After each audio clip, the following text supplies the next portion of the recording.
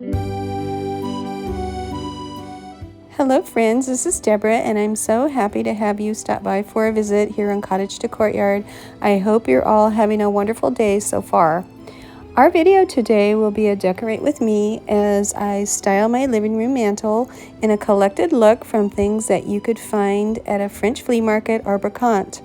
I found a little inspiration from a video and photo that you're seeing here, which is a fireplace in the home of Steve and Brooke Giannetti of PATINA Farm. I love how she styled one of her mantles with the large old breadboards, and for those of you who love decorating and using those functional beauties in your home, I think you'll enjoy this. You can take a closer look at the Giannetti's home in their book titled PATINA Farm, available on Amazon, or check out a YouTube video showcasing their beloved PATINA Farm in Ojai, California. I think you'll love it, and I'll link the video as well as their book in the description box below.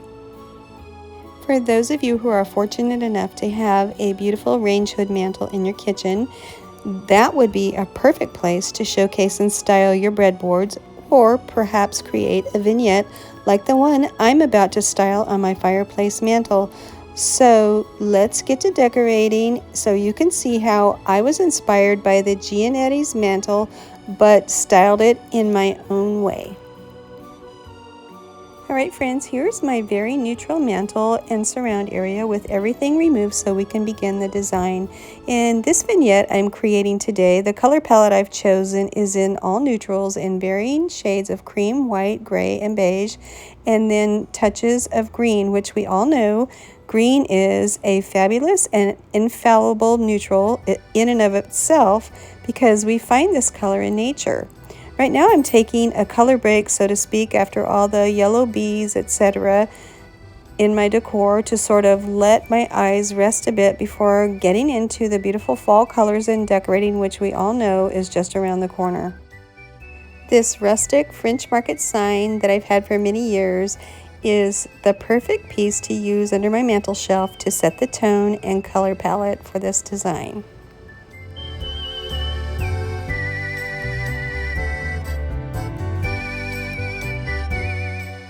Next, I placed my standard burlap table runner that you all have seen me use many times on my mantle for a bit of texture, and then I added the focal point, which is this beautiful decor piece. It's very reminiscent of the old antique pressed tin ceiling tiles that one might find at a French flea market or Brocante. I just love the slightly whitewashed bare wood frame. It came from Hobby Lobby last year, and I think they still have them if you're interested. Okay, last week I showed you this basket in a haul that's on the left, which I purchased for $3 at a garage sale. I'll be adding it to the mantle in just a moment, but I want to show you what I did to it to add a fun touch. I simply stenciled this number 9 design on a strip of drop cloth, then hot glued it to the basket to give it a French flower market look. And here it is, filled with cream colored flowers and twigs for a beautiful neutral look, serving as an anchor piece to the left side of the mantle. Again, both are something that you would find at a French flea market, flowers and baskets. And now for the breadboards. I'm sure you all were wondering when we were going to get to these, right? This large beauty was a wonderful find at the Antique Gallery this past weekend, and here's how it looks, tucked slightly behind the pressed metal piece, and it serves as the right side anchor of the design. And yes, we all know that breadboards can easily be found at French fleas and Brocantes. And as you can see, I've added in 2 more breadboards on the right side and then 1 on the left side for balance. Speaking of balance, I added some cascading greenery with cream colored flowers to the right side of the mantle for texture, and then I tucked in some tiny pots and moss for interest as well. Okay guys, you're probably thinking, what the heck is that and what is she going to do with it? Well, I love architectural pieces, wooden parts of furniture, and odd bits and bobs of things. So when I found this antique wooden chair part with its curves, carvings, and natural wood. I had to get it. It's something that can add visual interest to a vignette, which you'll see in a moment. And again, this is something easily found at a flea market or Brocante.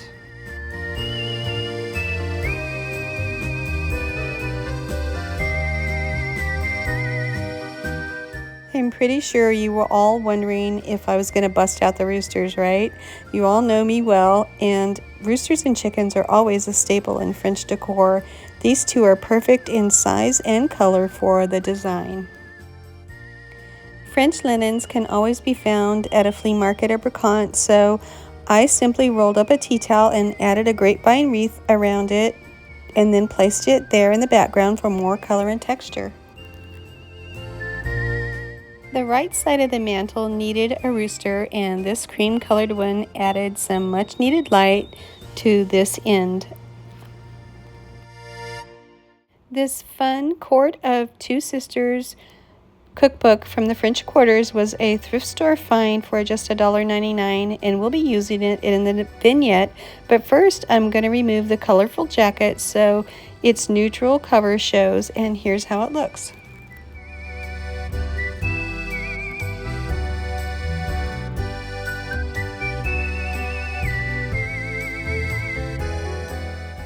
Now I've layered in the last two items to complete this mantle vignette. An old rolling pin and fresh eggs are both something that one could purchase at a French flea market, and they go perfectly with the breadboards and cookbook, don't they? Now let's go in for a closer look so you can all see the details a little better, and then after that I'll show you a few changes I made.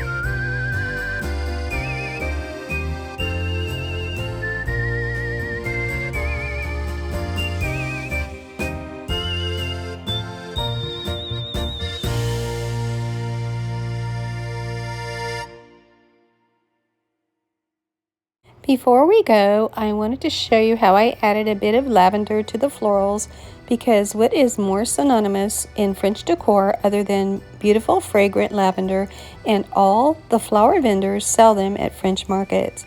I also added the colorful book jacket back on the cookbook to balance out the color.